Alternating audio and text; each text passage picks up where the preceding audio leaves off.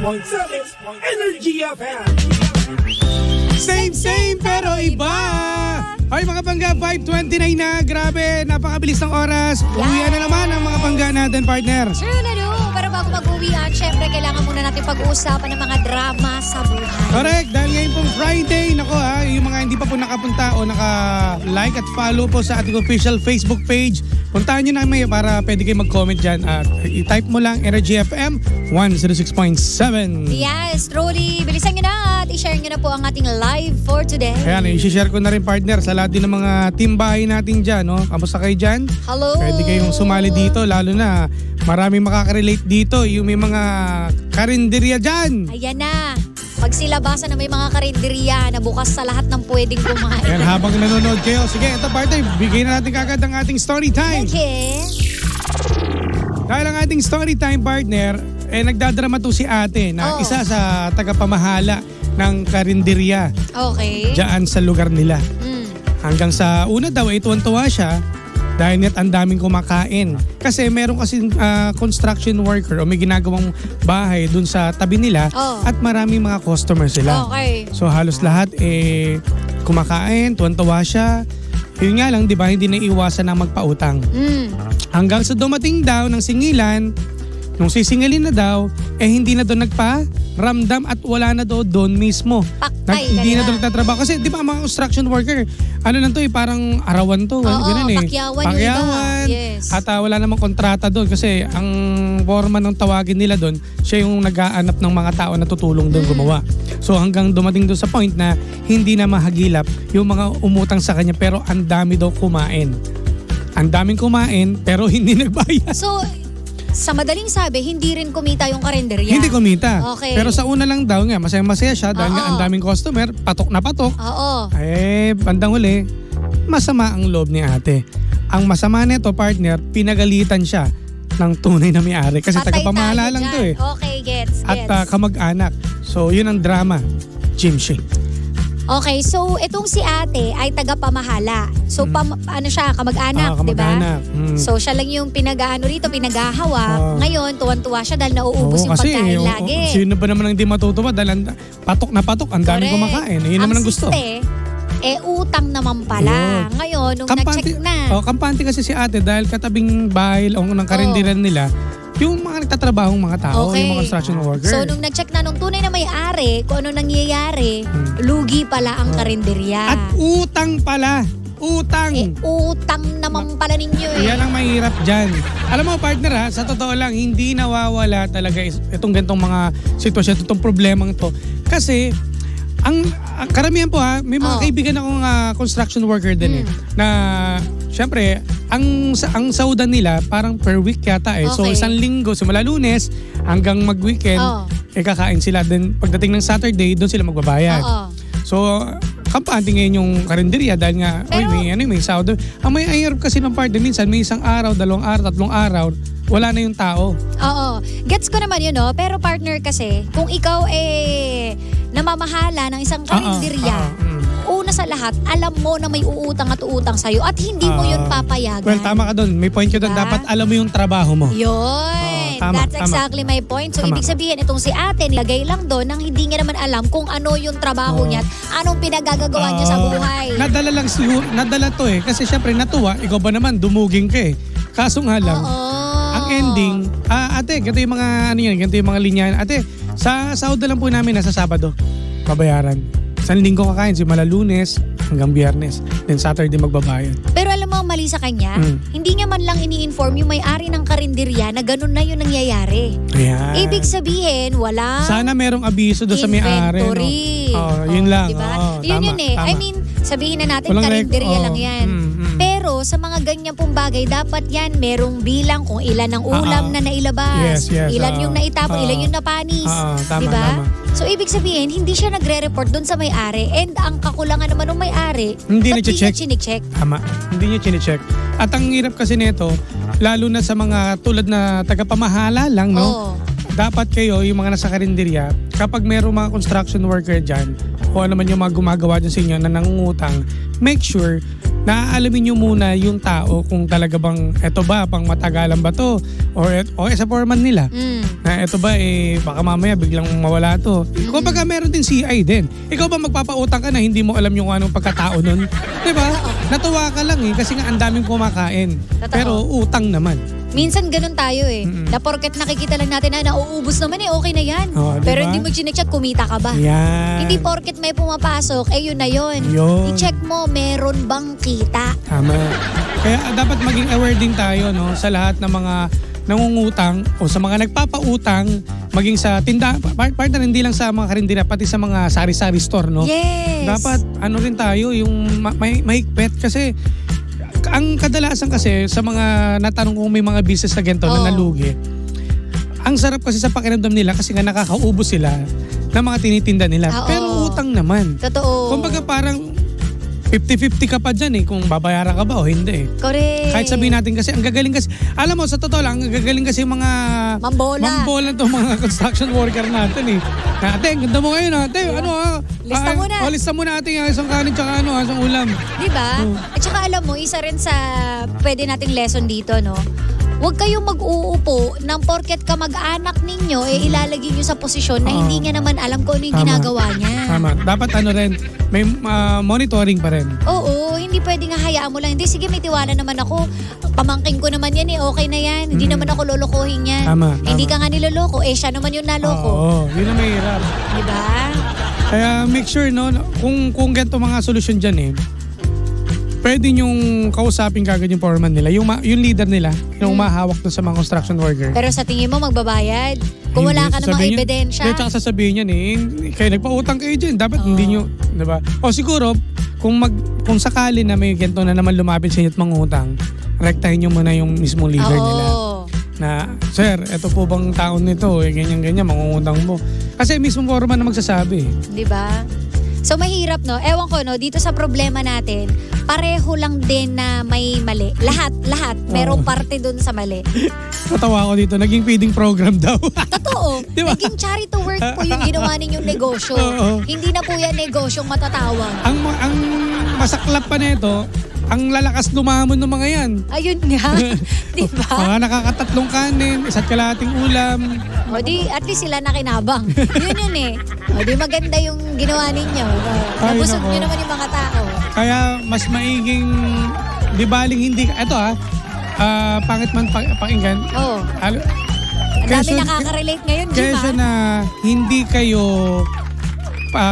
kumbaga punta ng mga customer at para mangutang. Kasi minsan hindi kayo tauhin. At least wala namang utang na iisipin ka. May kumain man sa inyo, magbayad. Ayun yun Ganun na lang. Aanhin mo yung blockbuster nga yung pila. Lahat naman hindi nagbayad. Di wala din. Feeding program nga talaga yung ginawa. At saka nangyayari ngayon partner, di ba? Yung halos mga magkakatabi kasi yung mga karinderya dyan Malamang yung buti nga sa'yo kasi pautang na pautang. May ganyan ako, maging wais tayo. Tandaan nyo, walang pinagkaiba yan sa mga nagle-lending. Kapag ikaw uutang sa kanila, isi-CI ka muna niyan. Correct. Ganun lang yun. Eto nga ay lupa sa 255,000 viewers. Ay, grabe naman. Ang dami. Mga construction worker pa yun. Nakaka-relate pa kayo. Sorry na, baka magalit kayo sa amin, pero ito talaga yung totoo. Yan. Pero dito sa storya kasi natin, yung mga construction worker, lusot sila no? Dahil hindi sila na-CI. Kumbaga parang kasalanan pa rin kasi na nagpautang yun. Yun ang nangyari. Eto, Jimbo sabi, hindi naman masamang mangutang, wag lang patagalin na baka kinalimutan na lang.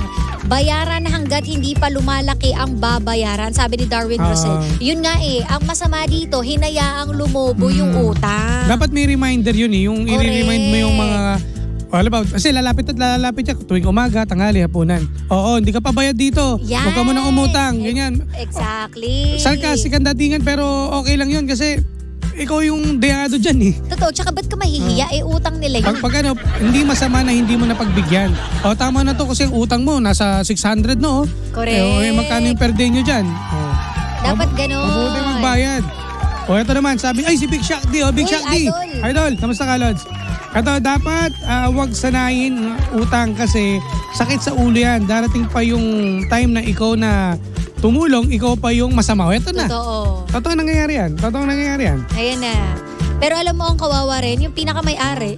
Totoo naman. Di ba? Siya yung nag-invest dyan eh. Totoo. Kasi wala rin namang may ipambabayad yung pamangkin eh. Ano ibabayad ng pamangkin? Pwede rin magiging kawawa rin yung tagapamahala, yung pamangkin. Alam mo yari, wala sasaudin yan. Kasi baka ikalta sa kanya. Ganun namang maging usapan yan. Pwedeng ganun partner. O mawala siya ng sahod. Pwede naman siya lumipat na ibang trabaho. Yung may-ari. Oo, wala na. Wala na yung kasi pera niya. Kasi budgeted yan eh. Naka-budget yan eh. Nalimas na. Pwede. Diba? Malamang ang magiging ulam na ngayon yan, yung paninda niyan, partner, next week, puro itlog na lang. Itlog, hotdog. Wala na yung mga karne. Kaya tayo dyan. Lurky, eto pa sabi, Nutrition Month ang nangyari sa karinderya. Libreng food, go, glow, and grow food. Sabi ni Vance Amoy. Totoo yan. Yun yung mahirap. No. Magsilbing lesson po sa lahat ng mga nakikinig po sa atin sa mga oras na to, sa mga karinderya. Ayan Kasi kahit sa magtanong ng mga karinderya ngayon, posibleng walang may utang sa kanila. Meron yan. Totoo. Pero marunong silang mag-remind. Tama. Tsaka hindi lang din mga construction work ito It applies to all Yung mga rin natin, yung mga nagtatrabaho sa mga tawag ito, pabrika. Correct. Ay, diba? Yung iba pa nga dito, maawa kayo. Pupunta pa dun sa mga opisina ninyo. Yung mga naglalako, na ito pa yung ulam namin yan. Tapos utang lang, tapos biglang magre-resign ka. Correct, diba? Kawawa po yan, Diyos mio, ewan ko na lang sa inyo, pagkain na lang eh. Pagkain na lang po. Ay, nako. Ang problema ro kasi dyan, naaabuso na ang mga ganitong gawain. Yun nga eh. Mag-ingat na nga. Kaya dapat mag-ingat. At dapat yung mga may utang na nakalista, huwag yung tingnan nyo lagi yan. Every day. Yes. Para pag dumating siya, re-remind nyo siya. At maging mapanuri. Tapos kung hindi, sasamahan nyo siya pagkuha niya ng sahod sa Sabado. Oo, tama. Ganun ka dapat kahigpit. Maningil ka doon. Kung pera pinag-uusapan, ay wala tayong pake. Kasi hodang santo yan o kung sino man. Basta ang utang ay utang. Magkano ba ngayon ng partner? Magkano ba ngayon ng isang ulam at isang kanin sa isang karinderya? 60 pesos na nga eh. 60 pesos plus 13 pesos, 15 pesos na rice. Oo. So almost 75. Hindi biro yun Correct. 75 pesos is 75 pesos pa rin. Alam mo, ang mahirap nga dito, ilang buwan kaya niyang hinayaan lang na puro gano'n yung sistema. Kung 8 times mo, 75 times 5. Di true. False yun, false. Pagkatapos kwentahan dito pero malaki pa rin. Kaya ingat mga pangga, huwag kayo masyadong panghawakan yung mga katagang. Sa akin sila lang, sa katapusan na lang, babayaran. Totoo yan. At maging hands-on tayo sa negosyo. Tama. Yun, Hindi pwedeng basta-basta mo na lang, sige may negosyo ako, ikaw na bahala dyan, bye. Maging hands-on tayo para alam natin kung niloloko na tayo ng tao or hindi. Ayan. Sana natauhan ka na ate Lalo na yung mga tagapamahala dyan, yung mga pamangkin. Lalo na yung may-ari rin na nagbabantay ng karinderya. Nay, tay, kuya, ate, huwag po masyadong mabait. Kaya tayo naaabuso Tama. Sabi nga ano yun yung pinost ngayon sa Facebook? Hindi na raw totoo yung mga mababait, sila yung nagtatagumpay. Yung mga manggagancho, sila ang nagtatagumpay. Totoo. Ay nako. Anyways, maraming salamat mga pangga. At ate, sana maging okay na Mag-ingat na ulit. Magtayo ka na lang ng panibagong karinderya. At lagyan mo ng plakan. Anong tawag doon? Placard ba tawag doon na? Oo, diba? Walang utang. Walang utang, mamamatay. Ganon. Utang nyo, bayaran nyo. Utang mo, utang ng ina mo. Diba? Dapat ganun Sisigilin yung ina mo. Sisigilin yung ina mo. Pautang 5 mo. Tama, Super Chico. Lahat yun na ilagay mo yung karatula. Pautang 5 mo, tapos utang mo, utang ng ina mo. Yan. Para kumpleto, walang uutang sa'yo. Para sa pangkalahatan, utang ng lahat. Utang nyong lahat, ganyan. Maraming salamat mga pangga. At sa mga nanood sa mga nakarelate po. Ayan alam mo na. Alam mo na ang dapat gawin. Maraming salamat sa inyo mga pangga. At dahil dyan, mag-hello lang ako Jimbo. Sige, go. Happy birthday. Happy birthday. Di pala birthday. Hello. Hello naman kay Sir Jeffrey. Birthday nga. Ano ba yan? Birthday. Hindi kasi, naka-shortcut. Happy birthday kay Sir Jeffrey sa Dwight Steel. Hello po. And hello din kay Sir Kim and Bay. Bay Junrel. Uy, Bay, kamusta ka dyan, Bay? At sila, Kuya Louie, kamusta kayo dyan? O dito naman sa Facebook Live, si Peters Beng, si Darwin, si Teresita, at si Big Shaq D, pare, kamusta? Vansky, si Darwin, kay Loha Hector, Yari Santos. Maraming salamat sa lahat din ng mga nanonood at nakikinig po sa radyo, sa mga Papa Drivers natin. Yes. Papa SG, sa tindahan, palengke, karinderya. Salamat po. Thank you so much. Kuya Louie, sana mag-abot tayo. Naiwan ko yung susi. Kasi hindi ko kasi sinabi. Ingat ka, Kuya Louie. Thank you mga pangga. Happy weekend, partner. Happy weekend sa lahat. Happy weekend mga pangga. Dahil dyan, kami po ay gogora na. Panibagong drama na naman ang hindi natin nasolusyonan.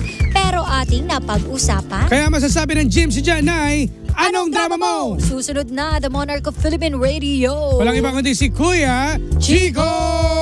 Kaya naman, tutok lang mga pangga. Nakasama't nakapiling ninyo ang nag-iisang pabebot na si Sheena. At may humabol si Ludi Alcances yan. At ang inyong Jimbo Lises DJ, ako pa si Jimbo. Dito lang yan sa programang Anong Drama Mo? Number 106.7 Energy FM. Panggawang sabing radyo, sabihin mo!